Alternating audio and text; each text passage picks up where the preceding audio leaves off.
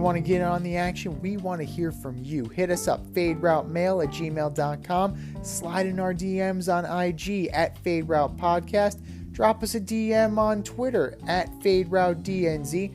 Comment on our YouTube channel, The Fade Route with DNZ. Questions, comments, picks, segment suggestions, you name it, we want to hear from you. Get at us, in crowd.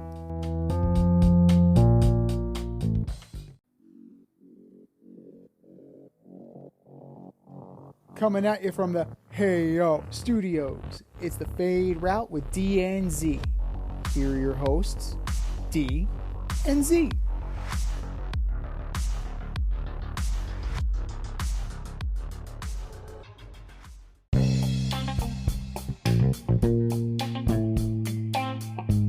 Coming at you live from the Ayo Studio.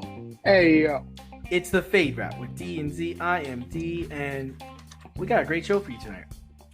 Yankees get advertising patches, NBA makes rule changes, and baseball starts their second half at the end of the week. But we begin today's show with the MLB All Star Game. Took place yesterday, and the Home Run Derby took place on Monday. The National League rallied in the 8th inning to beat the American League 3-2. I believe it was their first win in like 11 years, something crazy like that.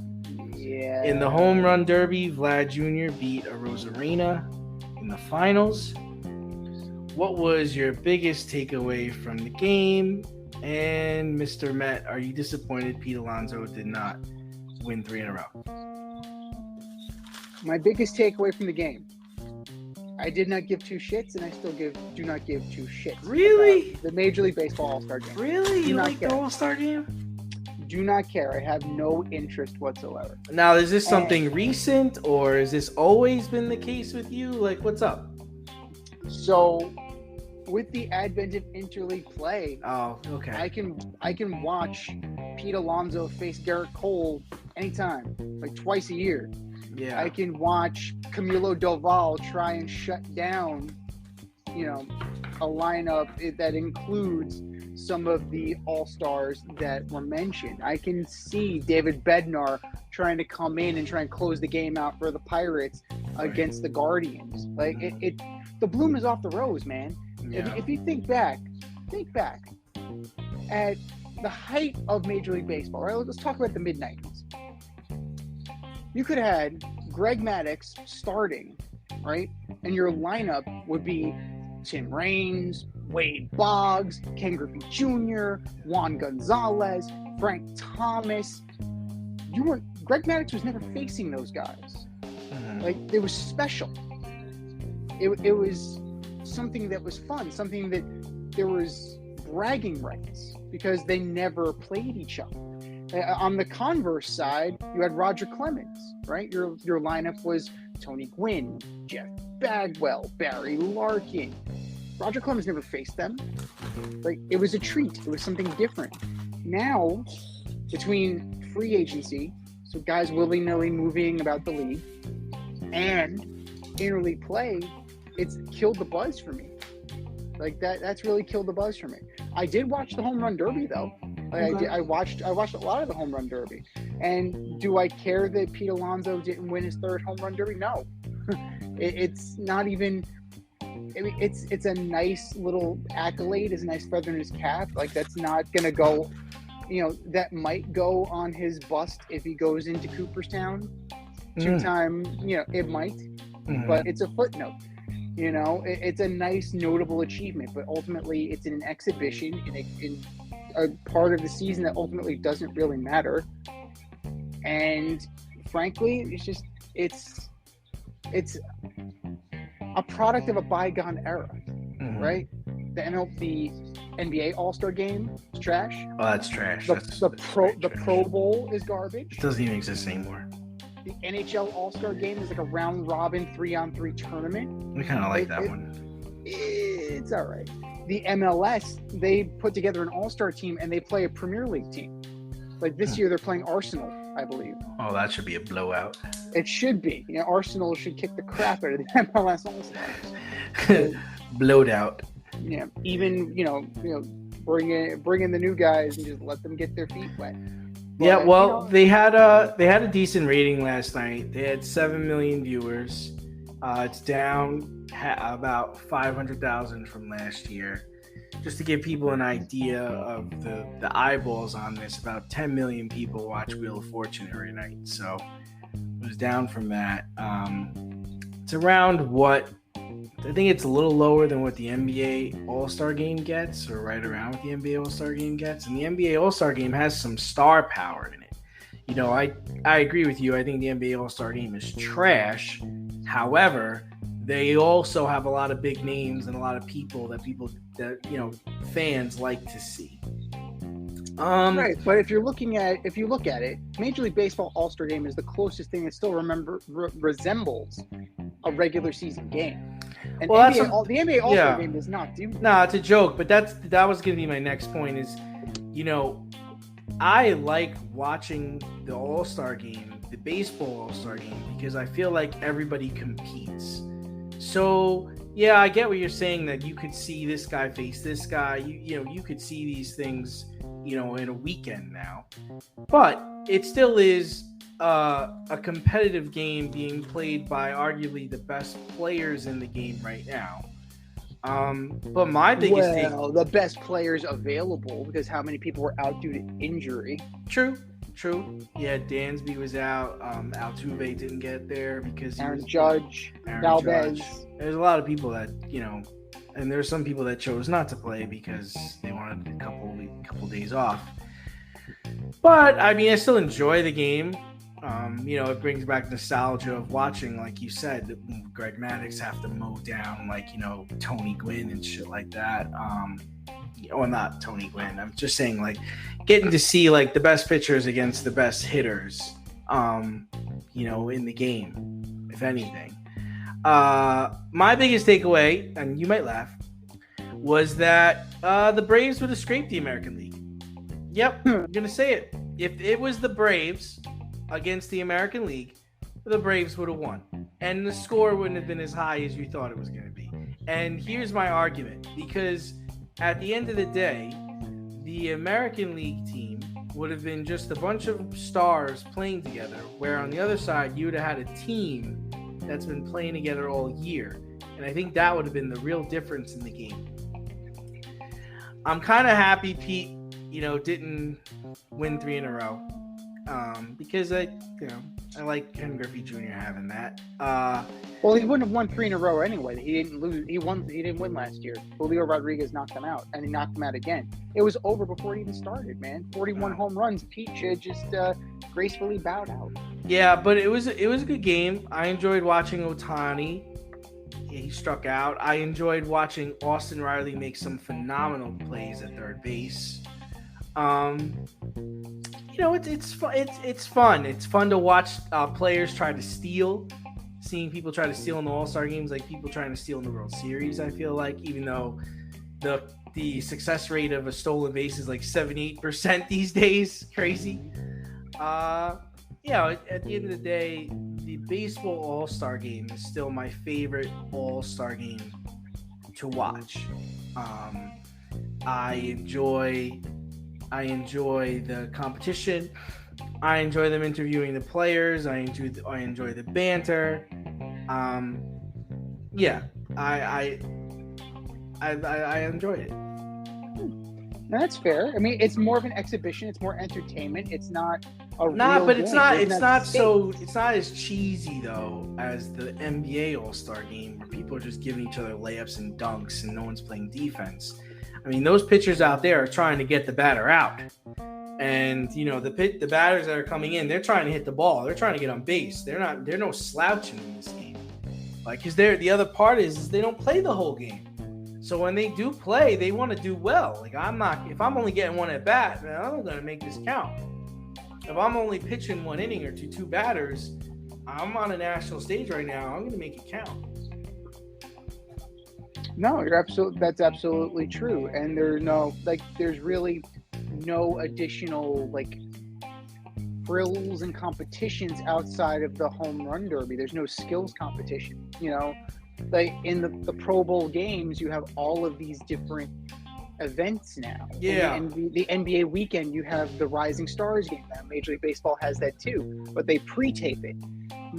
Major League Baseball only does the home run derby, right? They have the NBA has multiple events within the skills competition. The NHL has the best skills competition, in my opinion. That's right. So, if Major League Baseball somehow incorporated more skills, like in, I believe it's the KBO, they do the bunt derby. You have to bunt into a bullseye. It's almost like darts, but with bunting. Like, that would be a cool event. I mean, you probably can't get maybe like NFL quarterback club used to do the farthest throw. Like, you have an outfielder try and throw from the warning track to home. Like, whoever gets the closest. Like, these are events that, might bring some interest because it's man against man. And, even like a match race. Like, think about the fastest guys in the majors. Wouldn't they want to know who the fastest guy is? Like going from home to first and from first to home and things like that. Yeah, like even like a 4x1 relay. Like, you got to go. You start from home to first. Next person, boom, from first to second, third, from second to third. Like, do something like that. Make it interesting. Like, give it something different. Because what do we see? We get the Rising Stars game pre-taped on Saturday.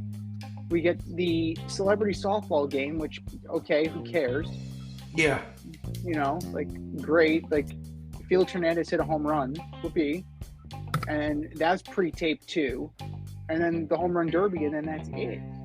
So, like, they're gonna have to clean it up a little bit to get my attention back. But we are officially at the halfway point, right? Officially, we're a little bit over the halfway point of the total number of games played. But the All-Star break marks the unofficial midway point of the season.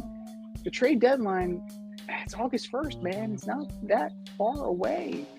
So what storylines are you going to be following in the second half of the year?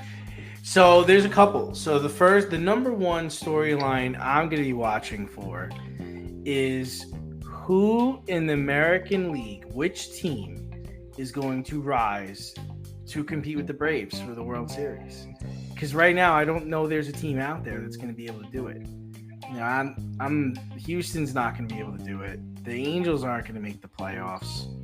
The Yankees aren't going to. I don't know what the Yankees are going to. The Yankees aren't going to make the playoffs. Rays, yeah, right.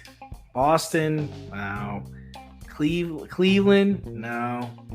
Chicago, no. So, I want to see which team is going to make an acquisition at the deadline, which team is going to make a run, and which team is going to compete. Because right now, there's not a team that can touch the Braves.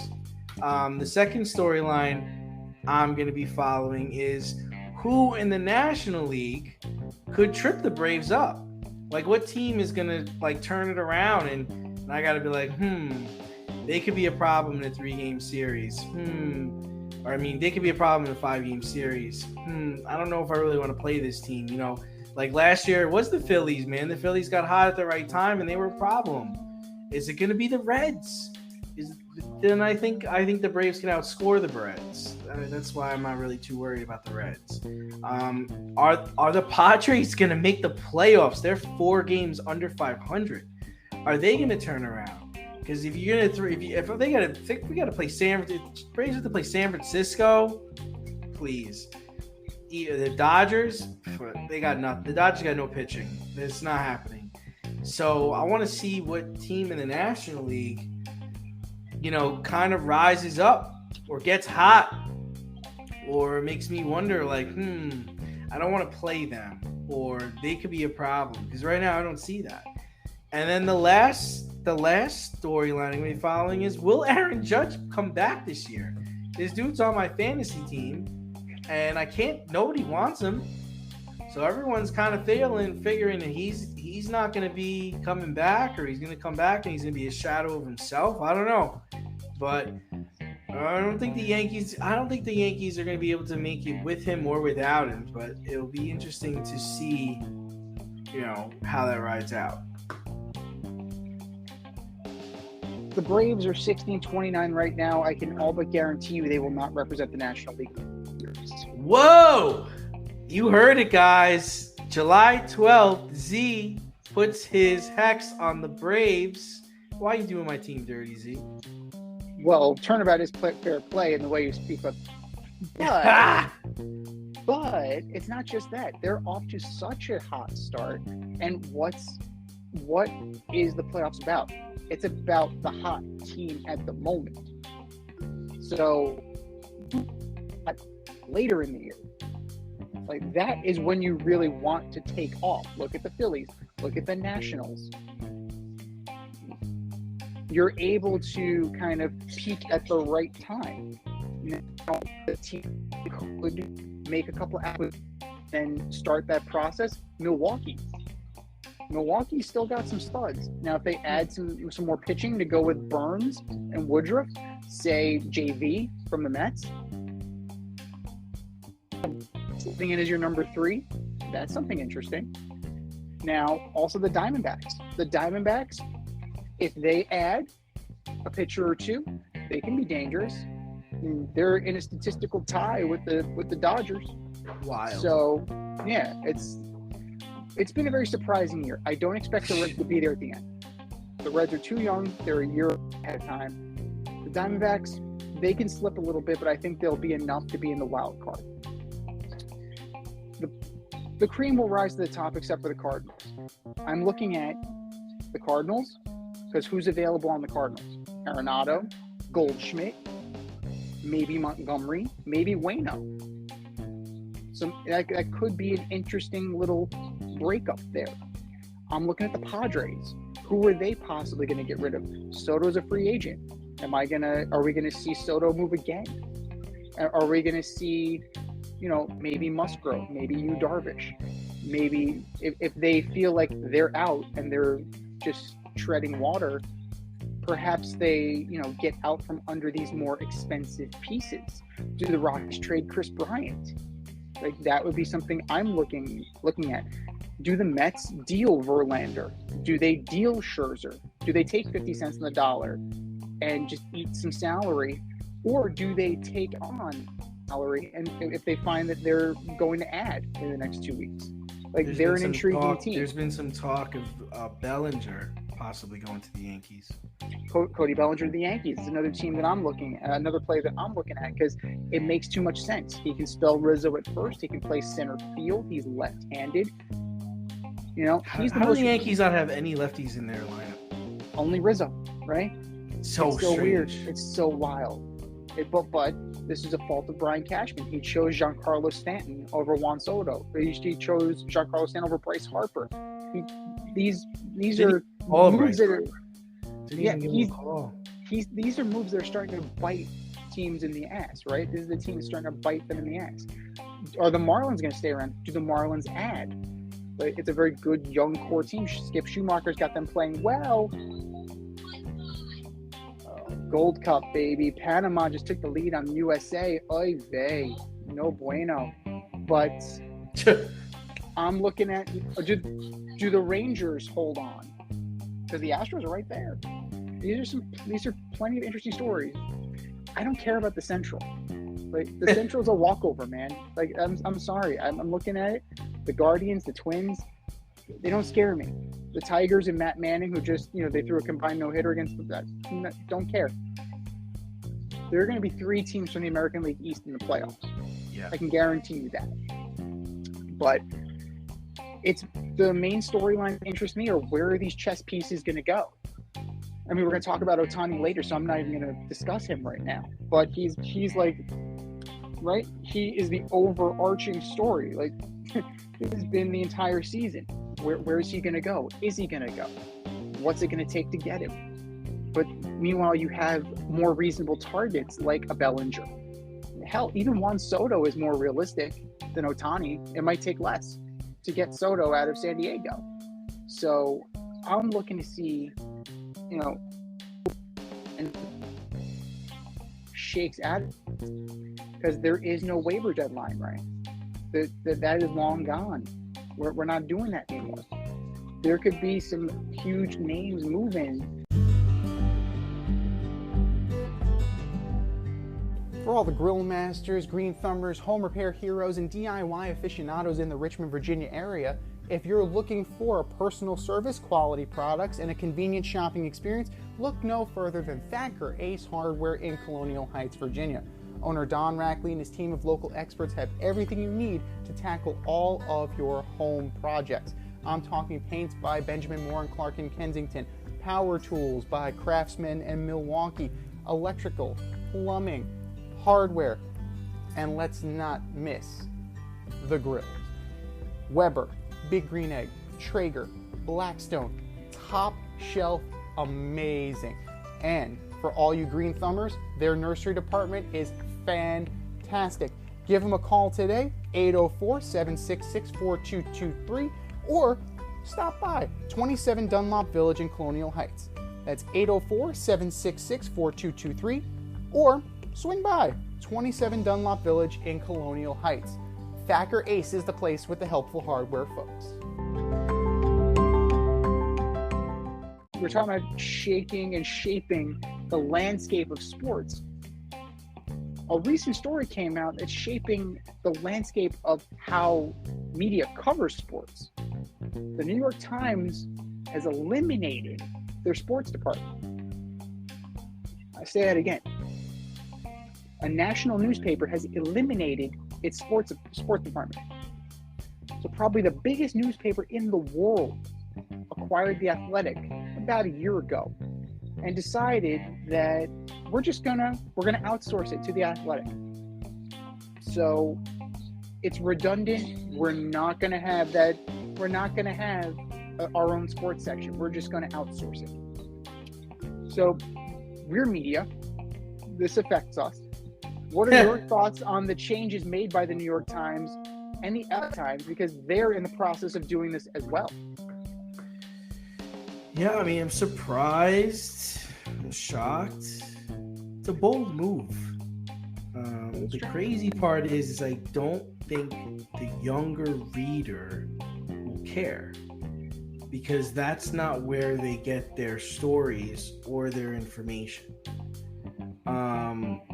Times are changing, and the New York Times might be ahead of the curve here. It's a shame, because we're so used to getting to know players and getting to know coaches and getting inside stories about Roger Goodell and Rob Manfred and what really happened here and what really happened there, and that's what we're really going to lose. And there are some really good writers that work for those papers, and we're not going to be able to enjoy their craft on that platform. But at the same time, I think it opens things up for shows like us and people who do podcasts and people who do blogs, because now that becomes a place where you can get information, which can be a little scary too, because you trust the New York Times to do honest research and deliver honest work. We slip up from time to time. Our jobs aren't on the line on here, so someone can listen to what we say, and we do our best to do our research. We have a stats department, but hey, it's the best we could do. But I think that's the stuff that's going to really be missed, is the stories and getting to know players and getting to know personnel and really getting I don't want to say dirt, but getting the truth.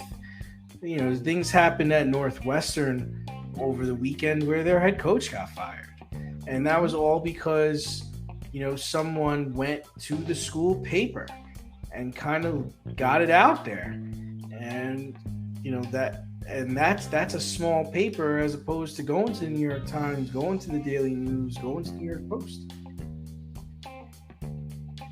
And you have to figure that a guy like Tyler Kepner, who's been at the New York Times forever and has been a key cog and an anchor in that sports program, he's now doing the national news.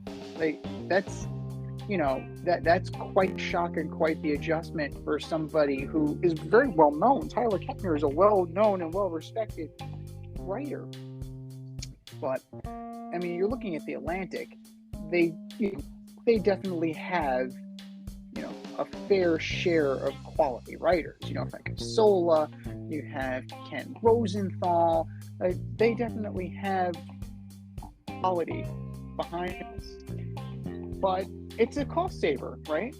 Yeah, that's what it comes down to. At the end of the day, like, they have The Athletic. It's redundant to keep a sports department and Athletic when you can just both. And newspapers are a dying art anyway, right? Newspapers have been a dying medium forever. That's what they say. They say print is dying, but they get thinner and thinner, and they get, more and more content is transferred over to the digital side, and that plays into the hands of, the Athletics of the world, the podcasts, the other media outlets that deal only in the digital space. So, I understand it from a business standpoint. Do I agree with it? Not necessarily, because you have a lot of people who are now either scrambling to find work, or you're putting people in positions where they won't necessarily succeed. But maybe that's part of the plan. Maybe it's just, we'll give you this and you'll want to leave on your own accord, kind of thing. But it's a dark day. Never thought I'd see the day. Never thought I would see something like this. Because, you see, you got to think that other papers look to the New York Times and try to mimic the things that they do. It's hard to believe there aren't papers out there that are looking at this and saying, we can do the same thing, or we can get by in other ways. We can save costs in other ways, or we can subsidize this. We could outsource it. You got to imagine that this is on the minds of smaller papers. Yeah, I mean, think about it from our standpoint, right? We operate on a weekly basis, right? We do the hottest stories of the week during a given time. Like, that allows, like you said, it allows for us to have a little extra space. They have to get it right, and they have to get it fast. They have to get it first in some instances. So, like, on that big stage, there's less room, wiggle room, a smaller newspaper that can just rely on Associated Press reports. They're not going to have the issue that the New York Times are having. But and also, like, the idea of the sports column is changing too, because why, if I have an opinion piece that I'm going to put out that's sourced and that is of a certain length, I can just post it on my own website. I can post it on a blog. I can sell it. Right. I can. There are so many different spheres that we can operate nowadays, and there's so many multimedia streams that I can just put a video up on YouTube. I can put it up on Instagram. It's easy to get eyes on you now, as compared to even just 5 years ago. It's easy now to get your message out there, to get your brand out there, and this is the wave of the future. I have a bad feeling for news media that this is going to be the first domino that falls, but it's more of like a restructuring and reorganization. Like, it's going to be more about digital. It's going to be more about multimedia. So a lot more videos. Right, and you also TikTok. See there's all these shows on YouTube, and there's all these shows on Instagram. That look at ESPN. They're feeling it too, man. Like, they just laid off 30-something people. Like, they're feeling it as well, because again, there's redundancy, and there's extra cost. And the bottom line is the bottom line. It's a business. Avoid messy accidents. Get better stopping power with your brake pads. Callahan brake pads. You never know when you'll be driving in the road and there will be a truck tire that you need to avoid and save your family. Callahan Auto. We really care about what's under your hood. Speaking of business, the NBA is in the business of changing its rules. There will be 2 new rule changes in particular next season. Coaches will be given an extra challenge if their first challenge is successful, and refs will be penalizing flopping. Which new rule are you more excited for, Dave? Neither. Like, replay doesn't work. It doesn't work in any sport. There's no sport where replay works. Let the refs do the best they can and have the eagle eye in the sky, eliminate the egregious errors, and live with the human error, live with the human determination. I mean, here's the deal. It's just like there's bumping and there's holding and there's grinding on every single play in the NBA. You can call a foul every time someone goes to the basket. What's going to make you call a foul this time and not that time? How are your 60-year-old eyes going to be able to see if he really hit his elbow on this toss, or if it really mattered that he pulled the chair out from under him when he was trying to box out? These are little things. If anything, if you want to hold it until the last 2 minutes of the game where it might count a little bit more, okay. But I mean, the foul disparaged, the differences in fouls in some of these playoff games last year were crazy. I mean, how is LeBron James only going to go to the foul line like 3 times? Like, come on, these things doesn't happen.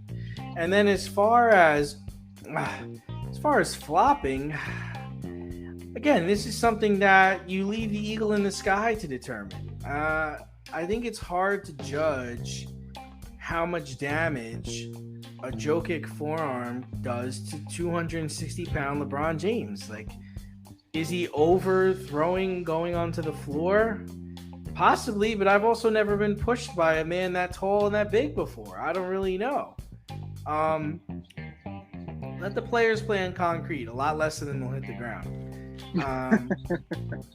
I can assure you that would eliminate flopping.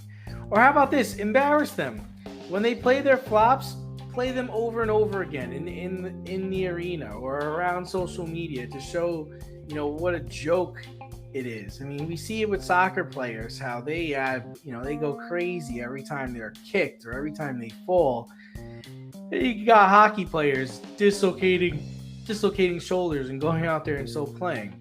It comes down to you need to find a way to make your players respect the game a little bit more. And honestly, one of the other things I'm a little tired of, especially in the NBA, is arguing with the referee.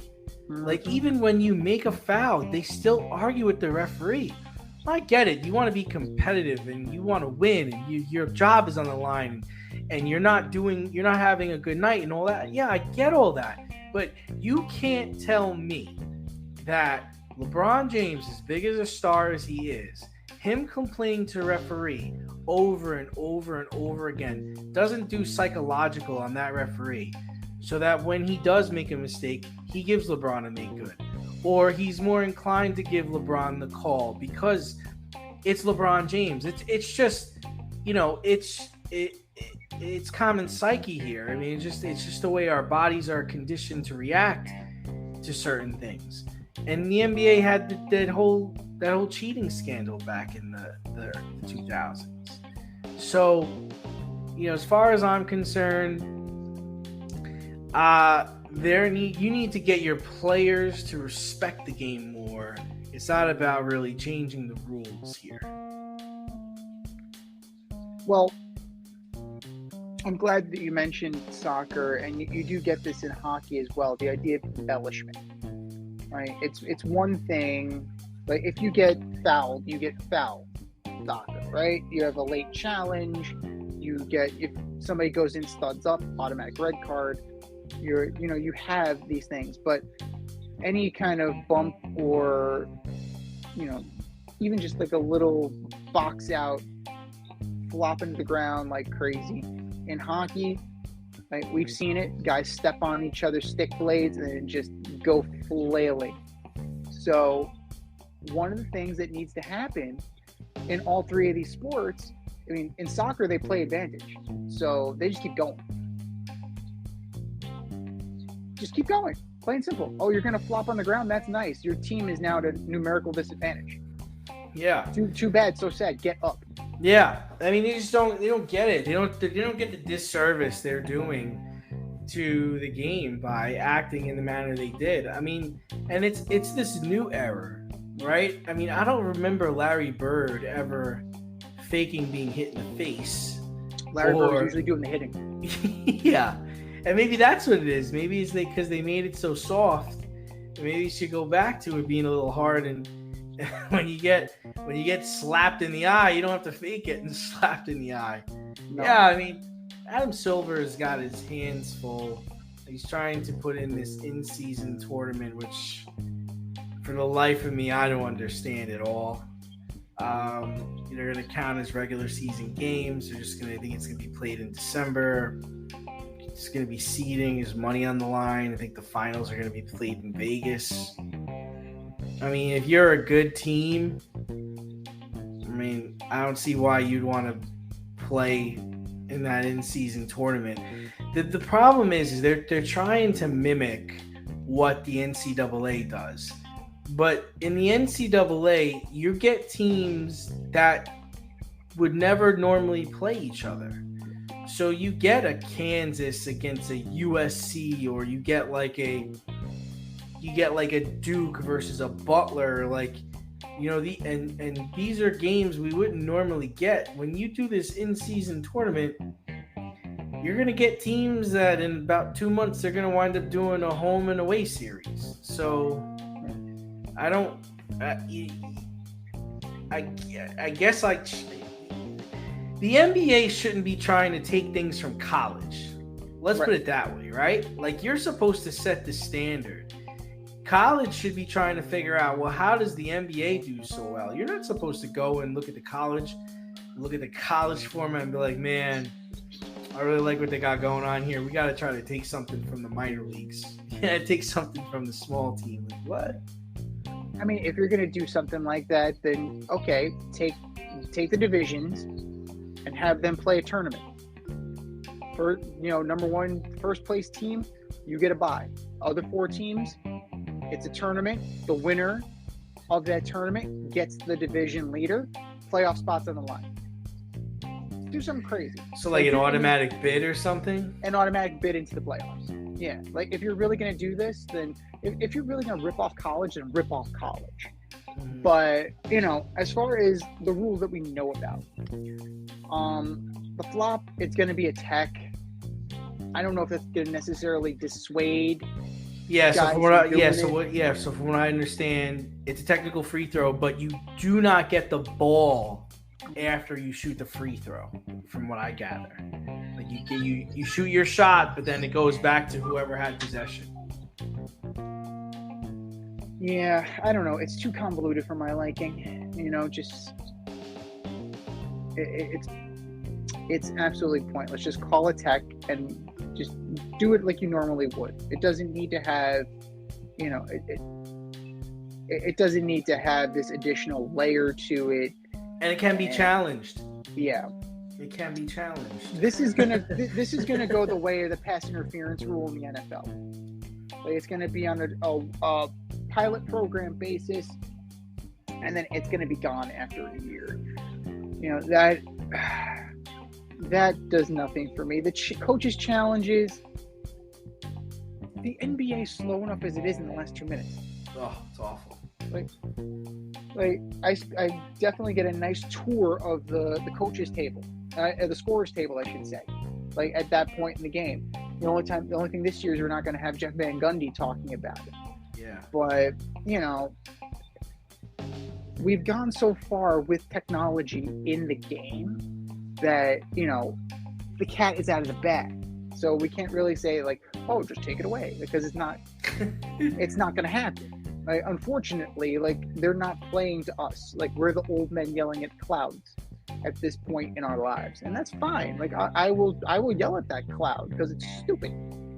But it's not what we grew up with. It's not what we enjoy, and we're not the only ones. Like, if we want to watch highlight reels, I'll watch YouTube. I'll watch YouTube of Michael Jordan. I will not watch today's product for highlight reel. Just if we're gonna talk about real games, if we're gonna talk about real competition, like, it's slowly but surely eroding, and a lot of it is due to like the softer nature of the sport. There's no pride. The players don't have pride in their teams. Like, it's about the individual contract. Right. And they don't have respect for the game. Larry Bird wasn't going to try to hook up with Michael Jordan and win championships. No, I want to beat Michael Jordan. Magic Johnson was not going to go and try to join Isaiah and the Pistons. No, I want to beat the Pistons' brains in with my team where I am. And that's the whole mentality that changed. And when you get players that bounce from team to team, how could he possibly really care about the longevity of this particular team?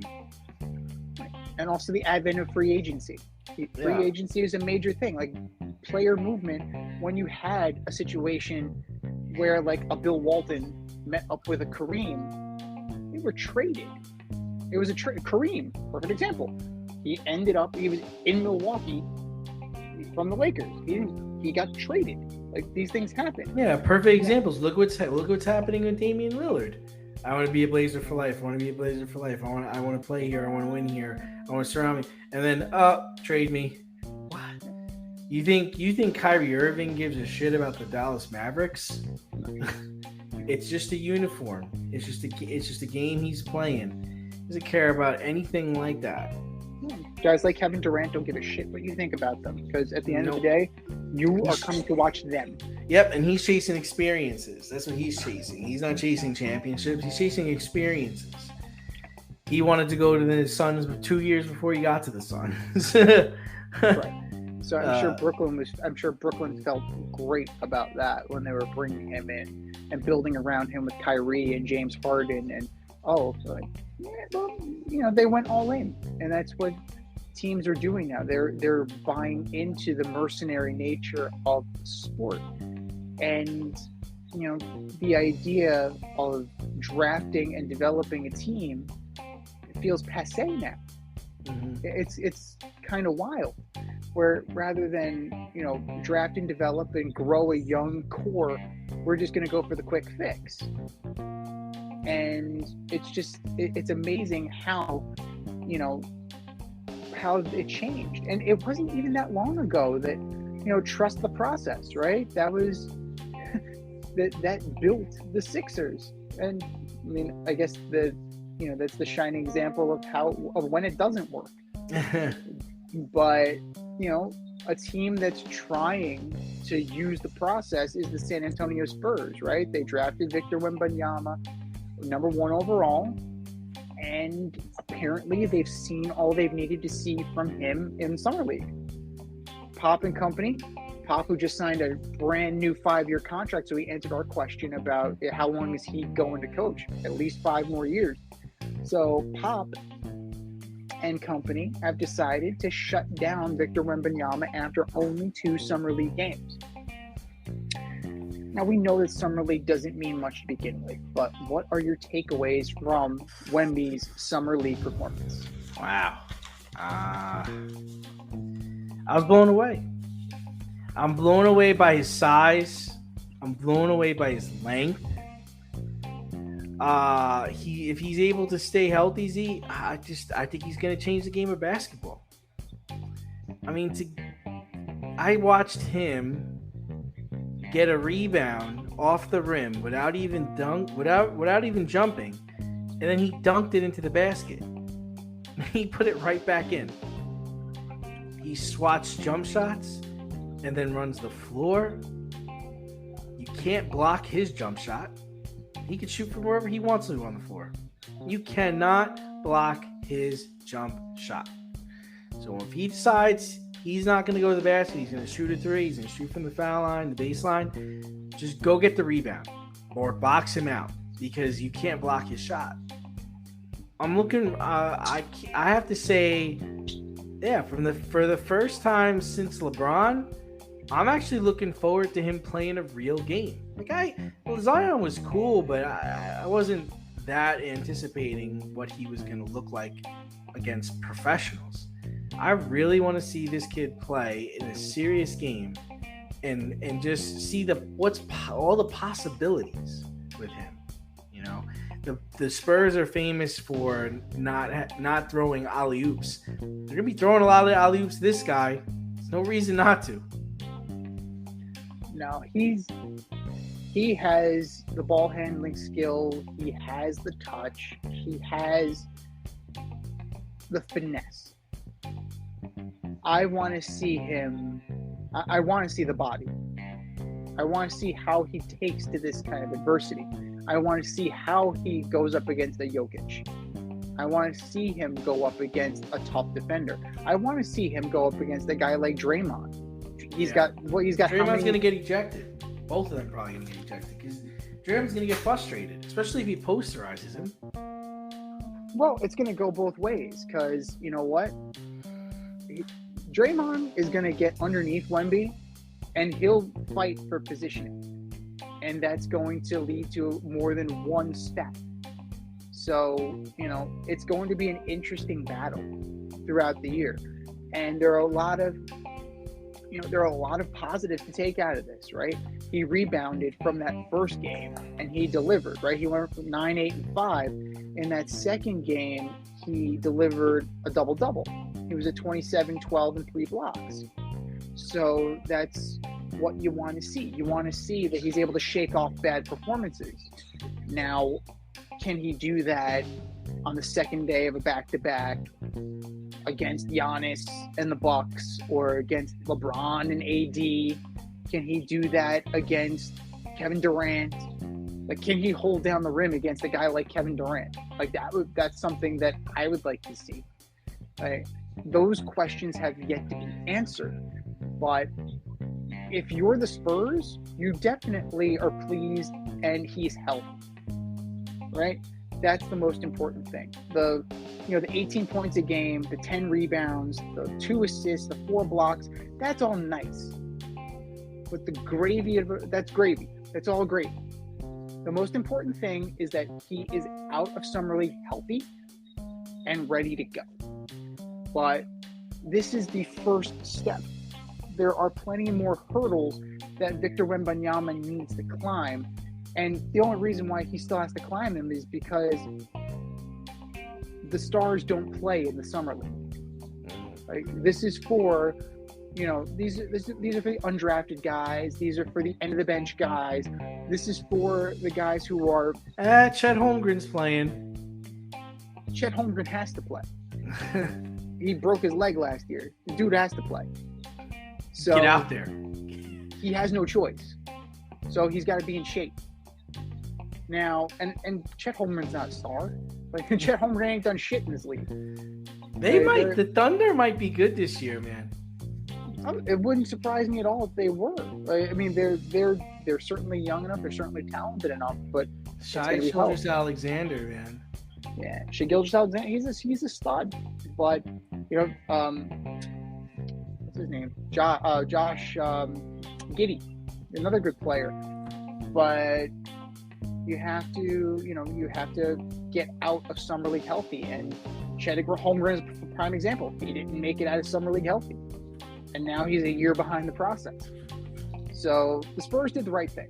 They saw what they needed to see. They saw that, he could do the job. And he's now ready for camp. They're ready for camp with him. And the next challenge awaits Wembanyama when the lights are on bright. Step outside of your safe area and make a statement without saying much with FCK Clout Lifestyle Apparel. Embrace the colorful chaos and stay emotionally regulated in their hoodies, snapbacks, graphic tees, accessories, and more. Season 3 merch is up now. Get it while you can. Go to fckclout.com and get all of your needs from men and women. That's fckclout.com.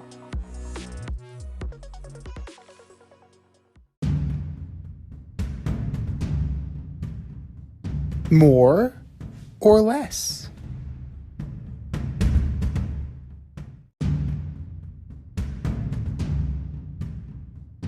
All right, boys and girls, we have statements, and it's either more or less likely. More or less. Number one, the New York Yankees have an outstanding second half and make the playoffs. Less likely. I just don't see where it's going to happen. I don't see where the offense is going to come on. You know, everyone likes to say, well, this is why Judge was the MVP last year. Look how bad this team is without him. I'm not going to go that far. Even if he came back at 100%, they're still not better than the Rays, Orioles, or Toronto. So I'm saying less likely. I am going to say that it's within the realm of possibility, and not necessarily because of a healthy Aaron Judge, although a healthy Aaron Judge would be great, but you're dealing with a torn tendon in a big toe. Chances are that's not happening. And if he does come back, he's going to have to DH. You're not playing him in the outfield on a torn toe tendon. Oh, good point. Throw Stanton out there. He's great. Yeah, I mean, Stanton was a representative player when he was with the Marlins. This is what you're seeing is atrophy. That's what you're seeing because the Yankees refused to let him play the outfield. When he played, he was pretty decent. But, you know, I'm looking at a guy like Cody Bellinger. You know, pie in the sky, Juan Soto. Like, the Yankees, you know, make the move. The Yankees need left-handed pop, like yesterday. Go get Max Kepler from the Twins. Like, do something to get some semblance of left-handed pop into this order because you have none. I'm not mentioning Ohtani. That's too pie in the sky. That's too rich for Brian Cashman's blood. Actually, probably a lot of these guys are too rich for Brian Cashman's blood at this point in time. But like that injection, you know, that would be something that would provide a little bit of spark. And that's exactly what the Yankees need. Hell, like, look at the Cardinals. See what the Cardinals have to offer. Like, maybe you can get something. The Pirates, they're out of it. See if there's somebody that you can poach off of their team. Catch a little lightning in a bottle. It's within the realm of possibility. They're not that far out that it's a foregone conclusion that they're going to miss the playoffs. Like, even the Red Sox aren't that far out that it's over, right? They're 48 and 43. Everybody in the American League East is over 500. So I'm going to say more likely that they stay in this thing and that they have an outstanding second half because they're going to get reinforcements. They have no choice. They have to get reinforcements, preferably left-handed ones, preferably ones that hit home runs in that short porch in the Bronx. More or less. Number 2, Shohei Ohtani gets traded at the trade deadline. I keep going back and forth on this. I'm going to say it behooves the Angels to trade him because he's not going to be returning. If he hits the open market, he's not going to be returning if he hits the open market. So get something for him now. But from what I'm hearing Moreno is pretty stubborn on this because he doesn't want to go down as the guy who traded Babe Ruth. So I'm going to say less likely.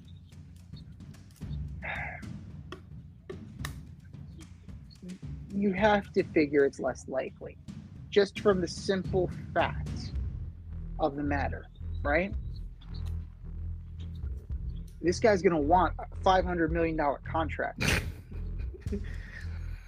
Now, I don't know who can afford that, but most teams can't. And then it becomes a question of, because you're concerned that he's not going to sign this contract extension, what are you really willing to give up? I'm not giving up my top 5 prospects and a major MLB ready guy for 2 months of Shohei Ohtani. Right. So somebody says there was the Marlins former president, forget his name, but he had a podcast, and what he was saying is that it would take 2 prospects, 2 players. That's the gist of what it would take to get Ohtani as a rental. I think it was David Sampson. Yeah, that's him. And it wouldn't have to necessarily be your best prospects, but it has to be, decent prospects. You're talking about an A player, a B player, and then 2 players. And he said you would treat it as if you were trading a pitcher and a hitter. Instead of you looking at Ohtani as 1 player, you were looking at Ohtani as 2 players. So I'm giving you a pitcher with a sub-3 ERA, a sub-4 ERA, and I'm giving you a hitter who is a power hitter, Yeah. And that's how it gets done. A guy like a package like Dominguez, Wells, Vasquez, and Volpe. Or that's a lot. Right? But you're talking that's the kind of that, but that's the, I don't think it has to be. I think it's either Dominguez or Volpe. It doesn't have to be both of those guys. Dominguez and Peraza then. Yes. Dominguez, Peraza, and then 2 players. So it's like LeMahieu and 1 other guy. Now, well, that becomes a thing. Like, do you mutually? So maybe Herman. Herman. Yeah. Because the idea is I'm giving you Ohtani. Right, but you're also going to end up having to probably take Anthony Rendon too, just from it's the poison pill. Okay, you want my best player, you want Josh Beckett, you got to take Mike Lowell. And as it turned out, Mike Lowell was the better Red Sox than Josh Beckett. But that's the story for another day. Awesome. Mike Lowell was awesome, but that's the poison pill in this thing. You're going to probably have to take Rendon if you're going to get Ohtani. Now, fortunately for the Yankees, they have a fella named Josh Donaldson that they can DFA, and they can use Rendon at third. But what's it going to cost you? Now, you look at the top 5 at the beginning of the year, the top 5 farm systems. Number 1 was the Orioles. Yeah, they could definitely use Ohtani, and he would play in Camden Yards. Is he gonna sign in Baltimore? No. Number 2 is the Dodgers. He already likes the LA market, would probably re-sign, and I think they have enough to get him. Number 3, you're looking at the Diamondbacks. Resurgent, right? Could they possibly swing that? Would he re-sign? Most likely no. Number 4, the Cleveland Guardians. They're first place, but they're first place 500. That I don't necessarily think they need Ohtani to win the division. They need Ohtani to go far in the playoffs. And then the Resurgent Reds are number 5. He's not re-signing with Cincinnati.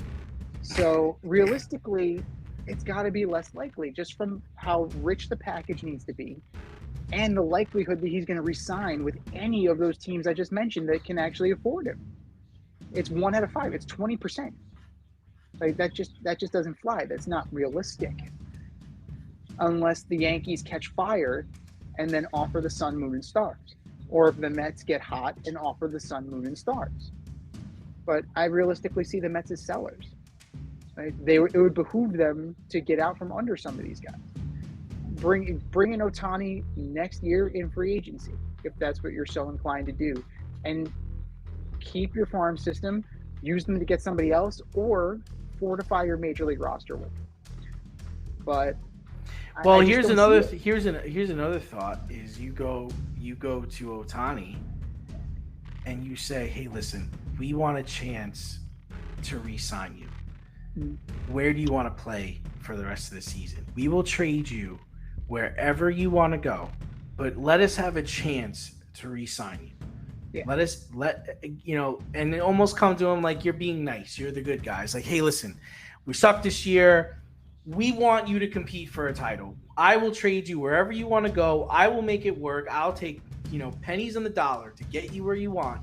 But you got to give me a chance to re-sign you in the offseason. Okay, cool. Trade me to the Astros. Sure. Sure. I love the Astros. I love those players. I'll take them. Oh my God. I don't know if they would trade in the division. I don't know. If Artie Moreno is that concerned about trading Babe Ruth, he certainly isn't going to trade Babe Ruth. Oh yeah, I'm just trying to say, I'm saying that's what I would do. Yeah. Well, listen, I just want a chance. I want a chance because the whole problem is like, if I don't trade you, I get nothing. Here I am. I'm going to go trade you where you want to go. I'm going to get that team's good prospects and good players. And then I want to bring you back here to play with those guys. Like a Chapman situation, So where do you want to go? And I'll make it work. I'll figure it out. I'll take pennies on the dollar if I have to, as long as you give me a chance. Because they're not going to have a chance if he hits the open market. No, not a chance. He's not going to talk to them because there's no reason to. I don't have to talk to you. Now, a team that, could possibly pull the trigger. They're notoriously frugal. But the Tampa Bay Rays, could you imagine a 1-2 of Ohtani and Glasnow? That would actually be really good. And McClanahan coming back, like that would be pretty damn good. And you have Bradley, who's already on the major league roster. Maybe Meade, Carson Williams. You have a few guys that you have spare parts that you can ship to the Angels.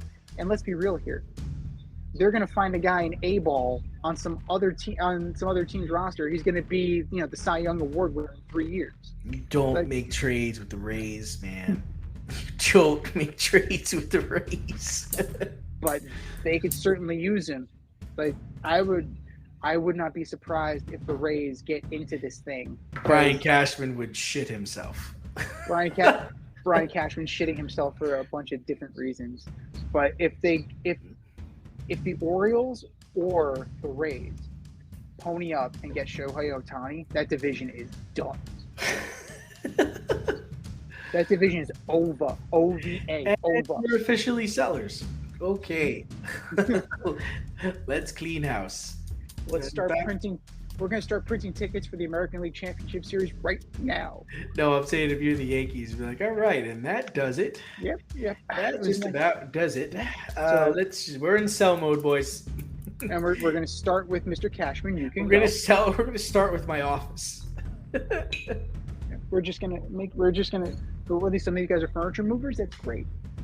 So, yeah, no, if that ever happens, it's time for a change in the Bronx. But it's been time for a change in the Bronx. But these are all lovely theories, but it's not likely at all.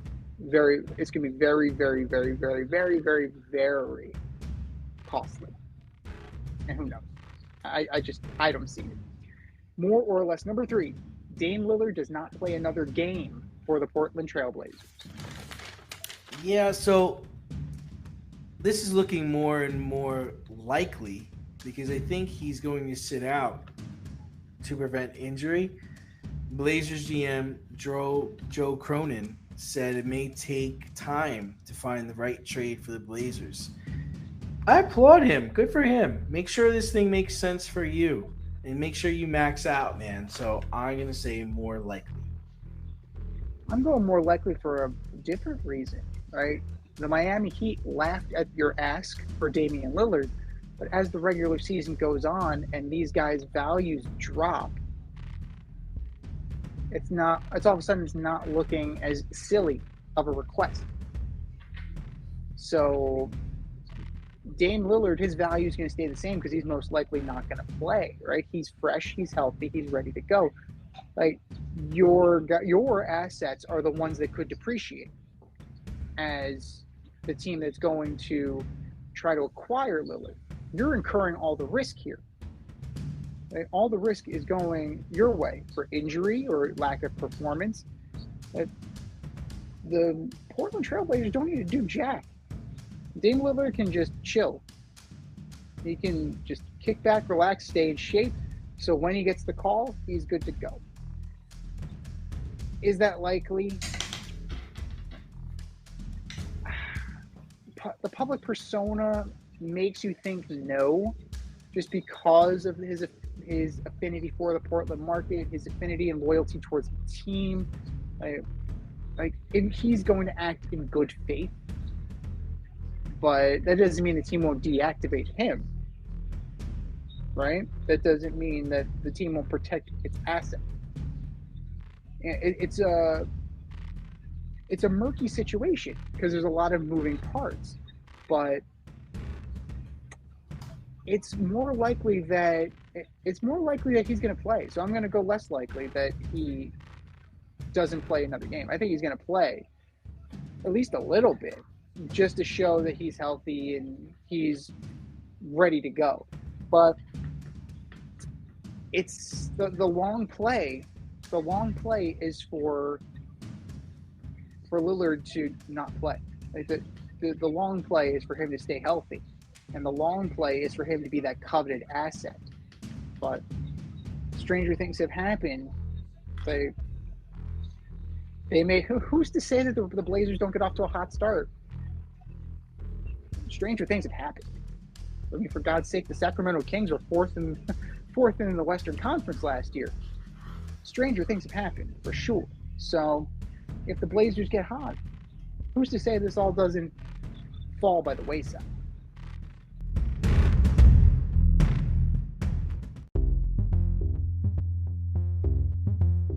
Are you in need of air care maintenance or service? I have the company for you.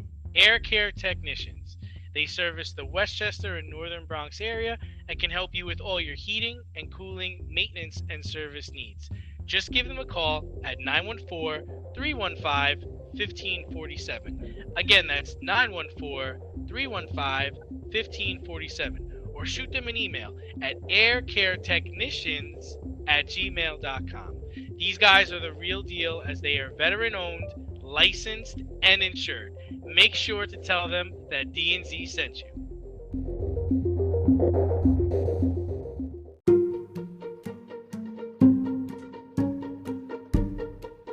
The Fade Store presents the Alleged Superstar of the Week Award.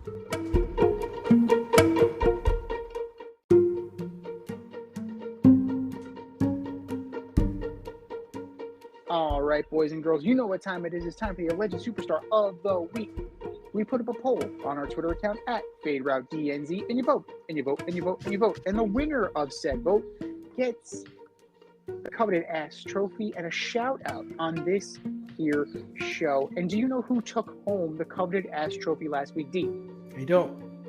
The worldwide leader, ESPN. You laid off a bunch of people and had a pizza party. Great looks, guys. But that was last week. This is this week. Who are your nominees for Alleged Superstar of the Week, D? All right, first up, I've got the New York Yankees. The famously Spartan uniforms will now sport an advertising patch on their home and road jerseys. From now until the 2031 season, the purity and timelessness of the Yankees uniform is gone. You might as well slap a last name on the back and let the players start wearing facial hair. New York Yankees, you are my alleged superstar of the week. My next one is Mike Friedland. Pete Alonso's original home run derby pitcher. Hours before the contest, his forearm flared up and he was unable to help the slugger go for his third home run derby title, possibly costing him everything. So, Mike Friedland, you are my alleged superstar of the week. And last, the New York Jets. Shocker. In a season where you're supposed to be competing for the Super Bowl and need zero distractions, you've decided to go on Hard Knocks, HBO's Hard Knocks. Certainly a distraction. Yeah, because it was so successful the last few times they were on there. The same saying goes. Same old Jets.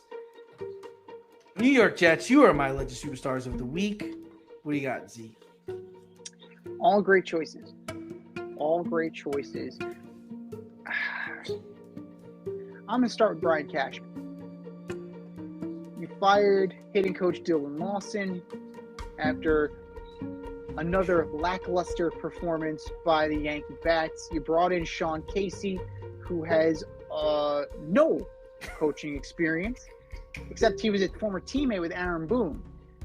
So this is the first time in 26 years that Brian Cashman has ever made a change in season.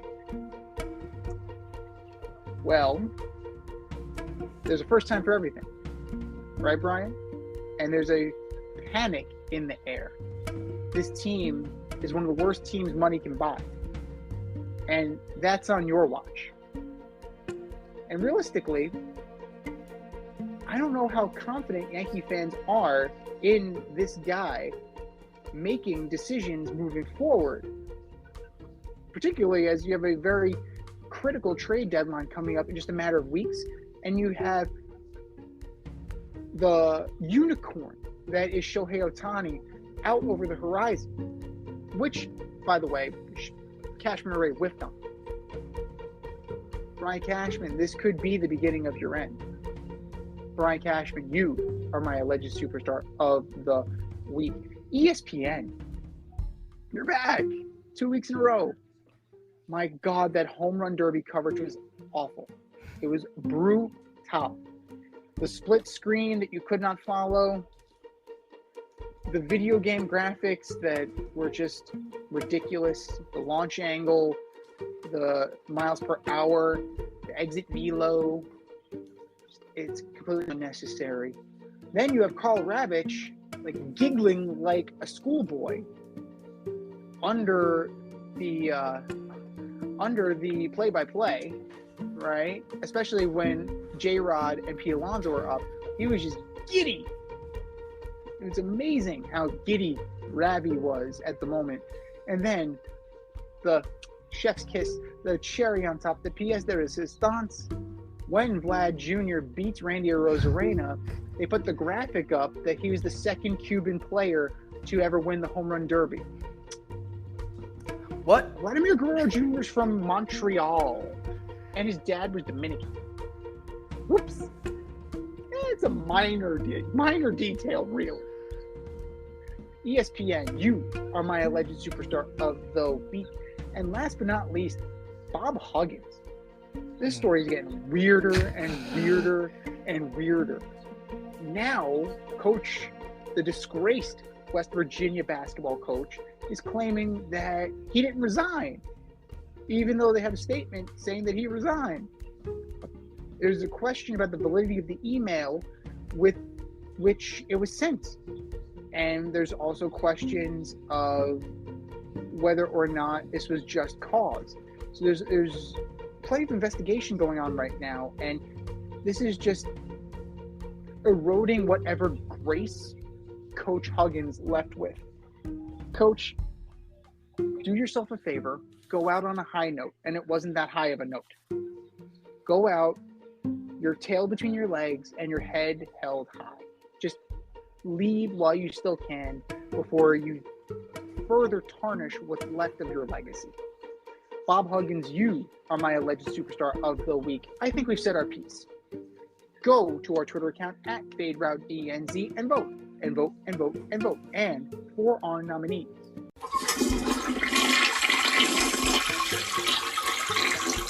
Just do better, boys. Just do better.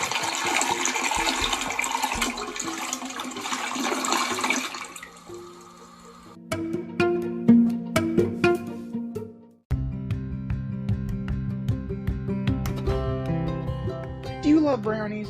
Of course you love brownies. But you know what's better than a brownie?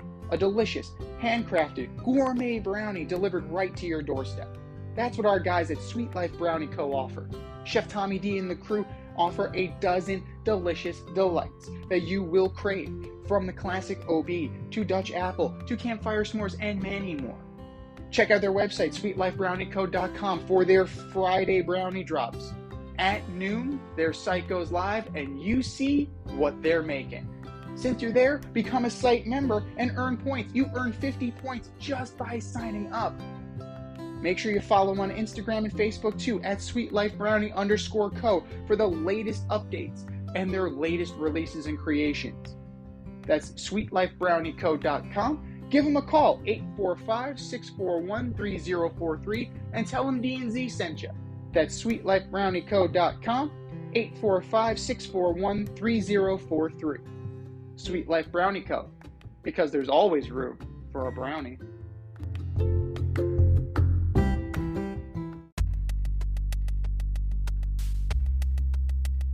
Order up!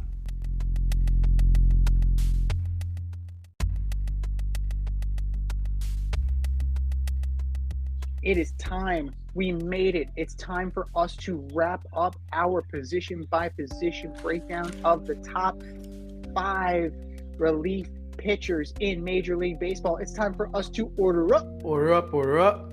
Now, that's not just closers. It's middle relievers. It's closers. It's who's the best of the best. From 5 to 1, who you got, Steve? All right. So, I am going to start with a guy I like to make fun of, Kenley Jansen. I make fun of him because I love him. No, he's good, man. You need to close games. He gets the job done. 19 saves, 3.23 ERA. That's pretty good.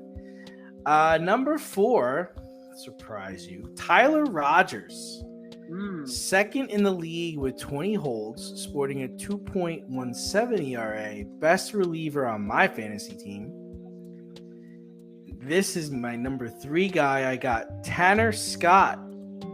How about 64 strikeouts in 43 innings? Does that interest you at all? Number 2, I've got Hector Neris. Number 5 in the league in holds with 17 and sporting a 1.43 ERA. And my number 1 will probably surprise you. It's Emmanuel Chase, Chase, whatever his name is. Clase, Emmanuel Clase. I'm just loving the season he's having for a terrible Indians team. 25 saves. I believe that's second in the league. 3.38 ERA and a 1.15 whip.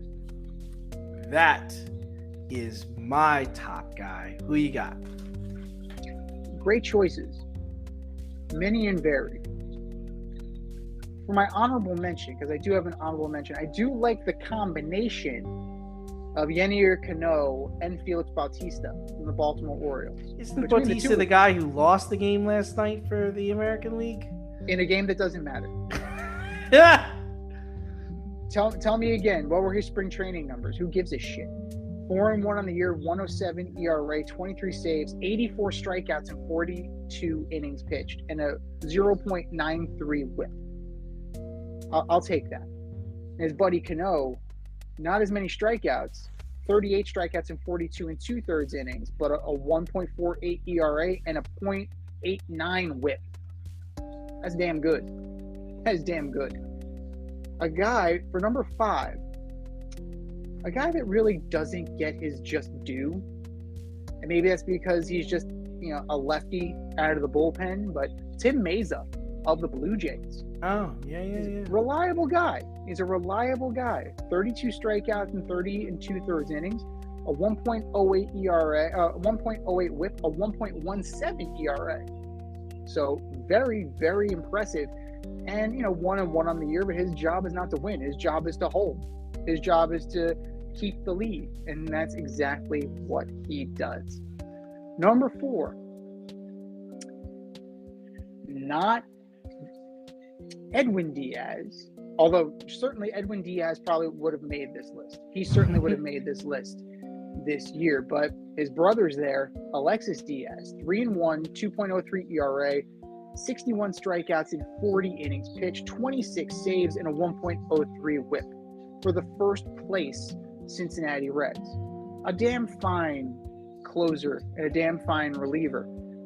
Number 3, David Bednar of the Pittsburgh Pirates. 35 and a third innings pitched, 42 strikeouts, 0.96 whip, 1.27 ERA, 3-1 on the year, 17 saves. And a heck of a class act, gifting Clayton Kershaw a six-pack of Pittsburgh's finest when Kershaw bowed out, allowing Bednar to get on the All-Star team. Number 2, Devin Williams of the Milwaukee Brewers. Oh, really? He's reinvigorated the airbender, man. He's reinvented the changeup. It's amazing. 1.05 whip, 45 strikeouts and 33 in the third innings, 20 saves, 1.89 ERA, 4-2 on the year. I'd say that's pretty solid. He's definitely, he's having a bounce back year, and he is anchoring that team. And number 1, old reliable Josh Hader, 1.08 ERA. Can't believe my 33 in the third innings, 50 strikeouts, 1.02 whip, 21 saves. Josh Hader continues to be a stud in the bigs. And to be the man, you have to beat the man. And he's continually the man. Now, will Williams eventually take that crown? Sure. Could Diaz do it? Absolutely. Can Cano or Bautista do it? It's possible. Relief pitching is a year-by-year basis, but Josh Hader has been consistent, and Josh Hader has, he's definitely he's doing his job out in San Diego. He's left his imprint this season. This has been the Fade Route with D&Z. Thanks for tuning in tonight. Catch our podcast on Wednesday nights on Anchor, iTunes, iHeartRadio, Spotify, wherever you listen to your podcasts. So until next time, stay faded, everyone. Time for us to run the go route, but we'll talk to you next week. Thanks for listening to this episode of our podcast. If you like what you heard and want to hear more, be sure to like and subscribe on your favorite podcast platform. Rate us 5 stars, leave us a review, turn on subscription notifications, and tell your friends. Spread the word, spread it wide.